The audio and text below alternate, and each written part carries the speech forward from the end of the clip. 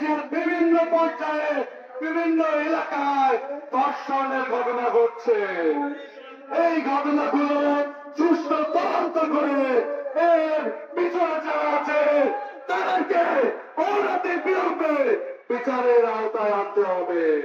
এই আহ্বান থেকে আমার কথা এখানে শেষ করছি। বাংলাদেশ জিন্দাবাদ, ইসলামী ছাত্র শিবির জিন্দাবাদ।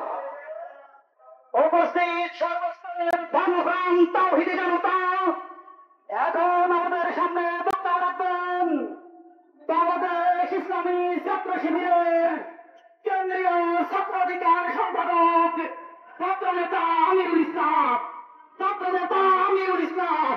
আলহামদুলিল্লাহ, আলহামদুলিল্লাহ রাব্বিল আলামিন, والصلاة والسلام على رسوله الكريم وعلى آله وصحبه أجمعين। বিগত ব্রিটিশ সরকারের সময় এই আওয়ামী সরকার যেমন করে ইসলামকে এদেশ থেকে বিনষ্ট করার চক্রান্ত করেছিল, কিন্তু তারা ইসলাম বিরোধী চক্রান্ত করেছিল এদেশ থেকে ইসলাম মুসলমানদের পায়, বরঞ্চ তারা এদেশ থেকে এদেশের মানুষকে এদেশের মাটি থেকে মুছে গেছে। আমরা মুসলমানদেরকে বলতে চাই, এই রাখাল রাহাত, এই যে ফ্যাসিস্টের দূষণ, এই রাষ্ট্রিক আল্লাহ আল্লাহ রসুলের যে পরিণত করেছে, এর যদি সর্বোচ্চ বিচার এদেশের মাটিতে দেওয়া হয়, তাহলে দরকার হলে আমরা এই শিক্ষা মন্ত্রণালয়, প্রশাসনিক মন্ত্রণালয়, এই মন্ত্রণালয়ের চিন্তায় শক্ত হব।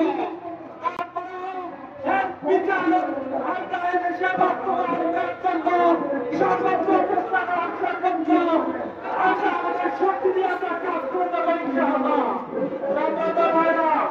আমরা বলতে চাই, বিগত সরকারের সময়, এই ব্রিটিশ সরকারের সময় এই আওয়ামী বাহিনী এদেশের কমান্ডারের শিক্ষার্থীকে বিভিন্ন ধরনের বিকৃত তথ্য দিয়ে সরকার গল্প দিয়ে আমাদের মেধাবী ক্রমাগত শিশুদেরকে মেধা শূন্য করার যে প্রচেষ্টা চালিয়েছে, এই রাস্তার কথা সেই প্রচেষ্টা চালাচ্ছে।